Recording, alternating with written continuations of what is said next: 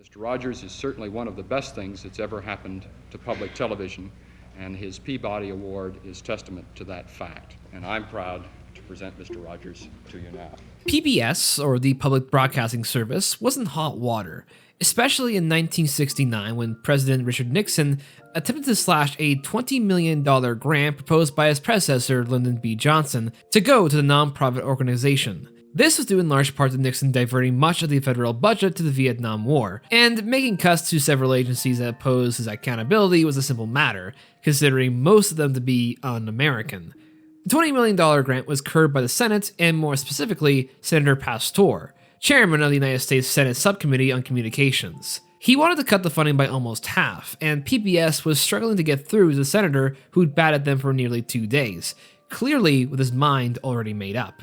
That is, until Mr. Roger came to Washington. It's a beautiful day in this neighborhood, a beautiful day for a neighbor. Would you be mine? Could you be mine, please? Mr. Rogers' Neighborhood was a children's show for public access, and the cut would harm not only his program, but also several others in children's entertainment. So when given the right to speak at the hearing, Fred Roger instead speaks straight from the heart and in 6 minutes demonstrates the power of children's programming and why it's necessary. I'm constantly concerned about what our children are seeing. And for 15 years I have tried in this country and Canada to present what I feel is a meaningful expression of care. Well, I'm supposed to be a pretty tough guy, and this is the first time I've had goosebumps for the last 2 days. By the end of the hearing, Pastor is brought to near tears, with many academics viewing Mr. Rogers' impromptu speech as one of the most impressive and powerful video presentations ever offered in the Congressional Senate. Fred Roger is one of the most important figures in children's television, and his legacy and influence have shaped much of what makes early entertainment. Even Nixon saw Rogers' genuine love for the welfare of children and made him chair of the White House Conference on Children and Youth in 1970. But through all the commencement speeches and the increase in public broadcast funding, Mr. Rogers would continue to bring love to many generations of children through his puppets' neighborly wholesomeness until his passing on February 27, 2003. For Canadians, many of you might be more familiar with Mr. Dressup, with Ernie Combs as the host, who was an understudy to Fred Rogers, and many might not know that Fred Rogers started his legacy in Canada with a show that would later be the foundation for Mr. Rogers' Neighborhood. In a way, he revolutionized the way how we explore childhood and parenthood from the eyes of the observer. And this goes into many shows of the current age meant for the viewership of preschoolers. Everyone has a childhood TV show they love to enjoy. I was born in 1996, so I would have enjoyed classics like Sesame Street, Arthur, and Teletubbies. God help me on that one. But with variety comes some that don't age particularly well, such as with one show that was big in Canada, Caillou. I have vivid memories of this cartoon, but when you peer into it with the knowledge we have now, how is this kid getting away with this shit? I mean, Caillou is such a brat. No, Rosie, they're my friends and you're not coming. Yeah, you're stupid. Turn it off! Now, art is subjective to those that consume it, and you can certainly draw lines to what shows teach the right morals and which don't, or are just outdated. And sure, Caillou may have the perfect lesson plan made by the best child psychologist at the time, doesn't excuse the fact this French-Canadian boy needed a little thing called the timeout seat. But time passes, and now my vague memories of those shows usually come with typical cynicism or inappropriateness unbecoming of anyone. I got recollections from when I was in high school and when Vine was a big thing. I and my friends would search up really funny and ultra dark memes like with Little Einstein's theme song and the Twin Towers. It wasn't my edgy phase, and I hate that I laughed at that. So you can imagine my disbelief that a TV show from Australia suddenly got a lot of attention on TikTok during the pandemic. And with acclaim, accolades, and even a strong adult viewership eating up like hotcakes. Meant for kids, yet finding a phenomenal following from all age groups, I decided whilst in the writer's block to venture into where children's programming has gone to. Is it possible to think of a show called Bluey as something more than just a distraction for your kids? Can you, in Mr. Rogers' own words, find the person inside these cartoon dogs? I can't say I watch all of Bluey, but I can say it's surprisingly good. And here's why. The concept for Bluey and her family's slice of life tales came from creator Joe Brown's own experience with his daughters, and that the important means for children to grow is not through memorizing or counting, but through collaboration, coordination, and just being in the child's mindset. In an interview with Simon Collins on Perth Now, Joe Brown mentions how his eldest daughter didn't have quite an easy time at school, not responding well to being tested for algebra or vocabulary. So Bluey felt like Joe's way of explaining the significance of social and/or dramatic play. There's no counting in Bluey, there's no learning this or that, just show them playing. It's to show parents that the kids aren't just mucking around, they're learning to play, learning to share, and generally, you can just put your feet up and let them do it. In fact, Bluey seems to be more of a show that celebrates the many efforts of parenting and offers a chance for adults to gain something from watching it regardless of its target audience. You've probably sat through some pretty dire cartoons. The majority of them are just an assault. I want to do something that was not conflict-driven, that involved the parents, and shows the laughter and real warmth that you get as a family. To me, it's very beautiful, and I wanted to show that to the world. It was a gamble, but I thought kids and adults would respond to it. Regardless, it wasn't a very high-concept series to pitch, seeing that the episodes are 7 minutes in length, and when it comes to preschool programming, it is a pretty competitive market. But the pilot came through alright from test screenings, and both ABC and BBC gave the green light to start production soon after. But there were some subtle red flags in the pilot that needed to be ironed out. Some of the action could be pretty aggressive for a young child to see, and the parenting methods aren't the model standard that works for all children, yet it all comes down to the execution. It's a show about talking anthropomorphic dogs, so realism is out the window. Yet despite that, Bluey doesn't shy away from the idea that these are social animals like you or me, that go through the same roadblocks of life we all went through. It's just more furrier, and with a lot of that Aussie charm. Minus dingoes eating babies. What? The dingo ate your baby.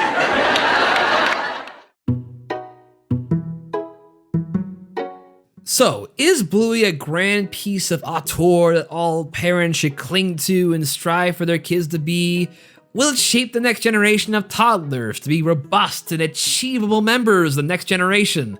Does listening to Mozart make your baby smart? I also brought Mozart to play where he sleeps to make him smarter because leading experts say Mozart makes babies smarter.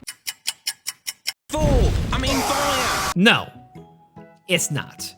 Don't get me wrong, it's really good. And maybe that's all it has to be. And then some, but the majority of the show is what you come to expect. The first episode has Bluey and her sister Bingo playing with a magic xylophone that freezes their dad, with the only conflict that comes in is the simple matter of letting others have their turn.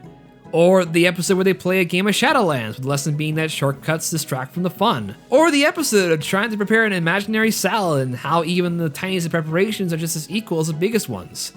It's by design a show made for very young kids. The adventures are mundane, the lessons are simple to understand.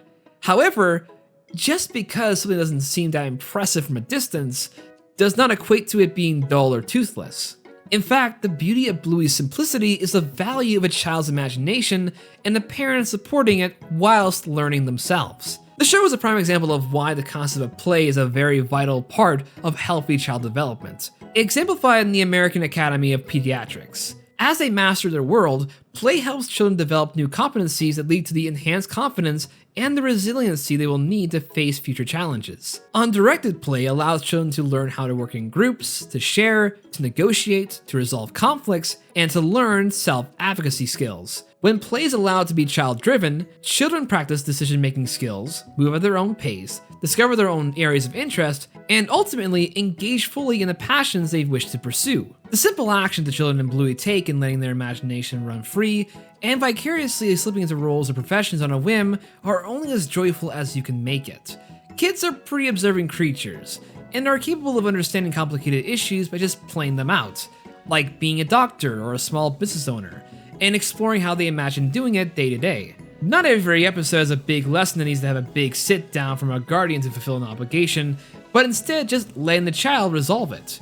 Bluey has that kind of energy that gives great importance to a child in their ongoing development, and no repetitive testing of a kid's memory skill is required like it is in other preschool shows. And it comes down to many factors, including the writing being just delightful, wholesome, and even laugh out loud hilarious, especially whenever the adults are put into promiscuous situations that would go over a lot of children's heads. Is it a... Lucky's dad, can you give us a hand with something? Yeah, no worries, Bluey. I didn't know this was the something! In the episode titled Flat Pack, Bluey and her family are putting together an outdoor bench, with Bluey and her sister partaking in an activity where they basically do the evolution cycle from fish to frog and monkey to primates. But the meaning behind this play showcases the ingenuity of the kids and the set roles they wear. Bluey plays the mother and Bingo plays the baby, and as they grow, so too do they age. While outside of their realm, the parents are putting together their own creation, making mistakes, but all for the effort of bringing together this cycle of birth and passing. In just 7 minutes, the episode goes beyond a simple theory of evolution by incorporating the cycle of humanity, as Bluey grows older and essentially passes on, knowing her offspring will do just fine. It actually brought a tear to my eye. Bluey made me cry. Better keep a counter up. It's astonishing the level of heart that goes into one concept per episode, and how it drives the kids as very pragmatic individuals with their own thoughts and ideas. There are your regular kids like Bluey and Bingo that reflect very closely with what me and my brother would have been like when we were their age. But you also have a deaf kid, and a child who has ADD, and the occasional ragamuffin who thinks she's special and gets an episode with one of the funniest endings. You know how I said you're the most special kid in the world? Yes? Well, you're not. All presented with thoughtful accuracy and a grounded sensibility to their issues. They aren't perfect, they will be selfish and destructive, but also thoughtful and understanding with the right amount of parental guidance. Because, lest we forget, this is also a show for adults as well, which makes Bluey truly above the rest, that parents are just like their kids, but grown up.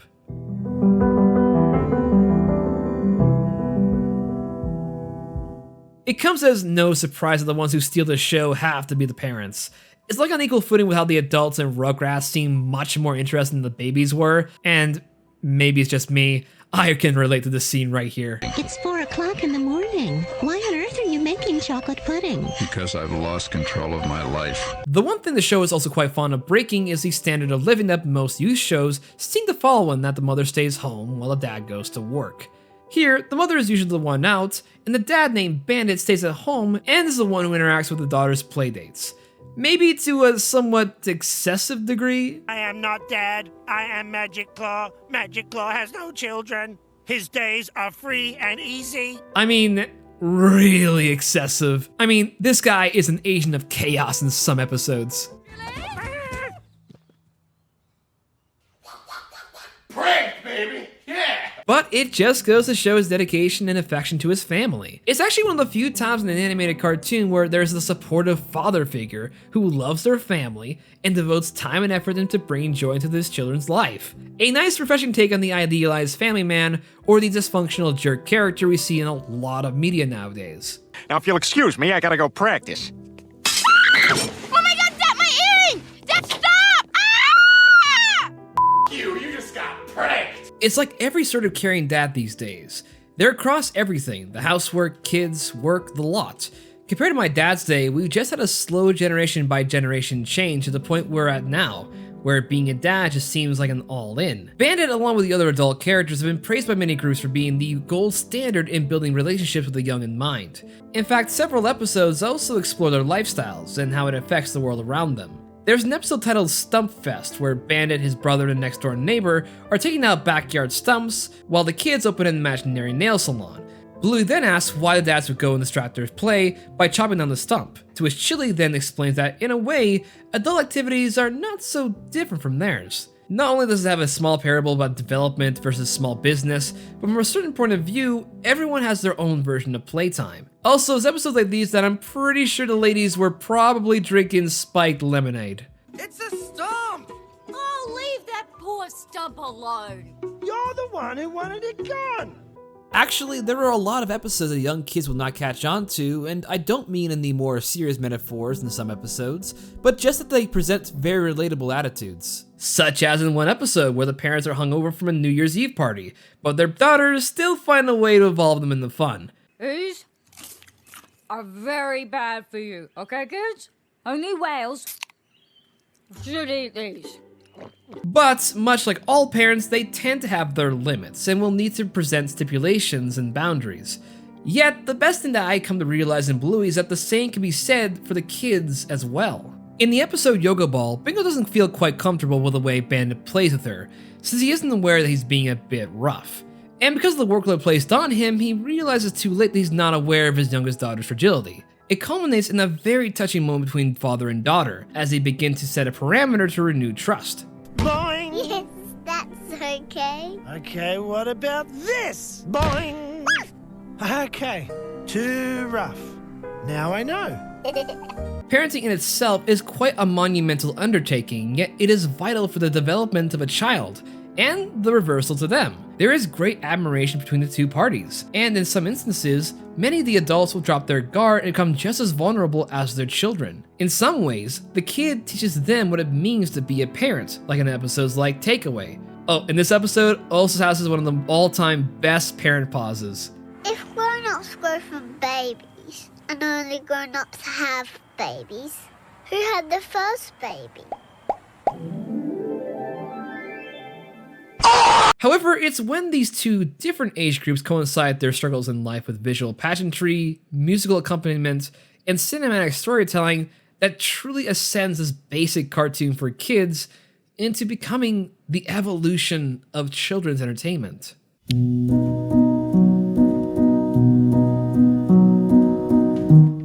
The spectrum of children's networks has far outscaled the small productions of shows like Mr. Rogers or Peppa Pig, yet you also have later ones struggling for lasting impacts.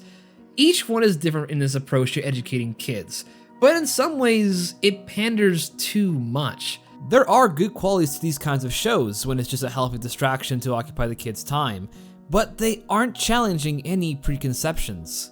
Bluey holds both his target and non-target audience with a warm embrace, and encourages them to look deeper into his content to grasp the larger picture. And that is all in his presentation. Colorful environments and scenery unveil the beauty of the most vibrant Australian cities, or the bushes and creeks tangling the most fascinating of critters. It's not afraid to be quiet and take in the environment, teaching kids the importance of patience and atmosphere. One episode that takes this approach is one where no dialogue is said at all. Rain is all about taking in the wonders of nature, and the curiosity of youth to find new and interesting things about the world, such as when Bluey stops rainwater from leaving the sidewalk. It's a testament to Mother Nature that despite the mud it leaves behind, it will recompense with unbelievable acts of whimsy. Then there are episodes that explore the dichotomy of how children and the elderly see eye to eye with episodes like Handstand or Granddad. The last one especially hits close to home, as it reminds me of how my mom had a strong relationship with my grandpa and how much she really cared for his well-being. I'm his daughter. He should take care of himself for me because I still need him. Time is always moving forward, and while it may need us to take life slow from now on, we still hold a vital role in passing our love and charm to generations in the future. It even does a marvelous job in the many stages of pregnancy as well, from episodes about babies born prematurely to the devastation of miscarriages. So then they... Some episodes can be dramatic, others can be knee-slapping comedies. The range and effectiveness of these adventures tackle every moment of pretend with a shocking amount of depth, and just writing this down, it just kind of gave me time to rethink previous statements about it being elementary. Though, it still has its potty humor, and that's just par for the course. Why are you hopping? I peed on my foot. Oh, my dude, you just got pranked. Bet you didn't see that one coming, huh? And I know every critical analysis out there has talked at ends about the episodes Sleepy Time, Baby Race, and Camping being some of the best things ever to come out of a cartoon show in years, but if you can imagine the fact these episodes almost match the same level of quality as more mature shows like Breaking Bad, 6 Feet Under, and BoJack Horseman, you know is doing something right. I mean, Sleepy Time is considered the best episode by many fans for good reasons. From Gustav Holst's Jupiter playing in the background, the wonderful chemistry between the characters and their struggles with sleep deprivation, gorgeous animation hopping through our solar system, and the realization that you will never be far away from the warm embrace of a loving parent, no matter the distance. It's pure genius and emotionally resonant for anyone with a heart. 2 times. The cartoon show about a blue healer made me cry 2 times.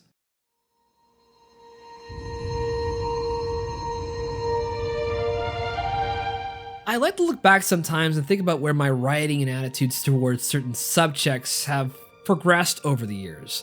To say my content has touched every corner of the animation circle, including the most risque, has led me to a show meant for the children of tomorrow, but also for us today.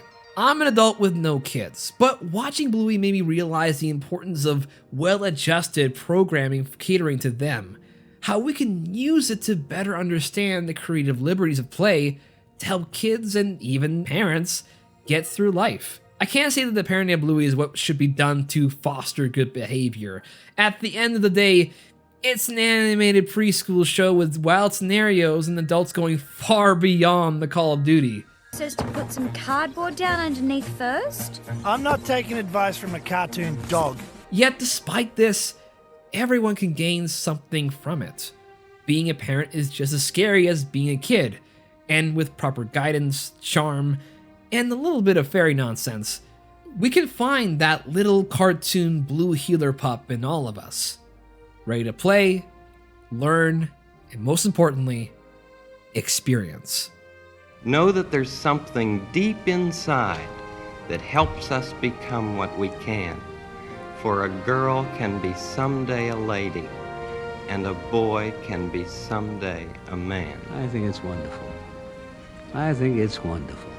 Looks like you just earned the $20 million.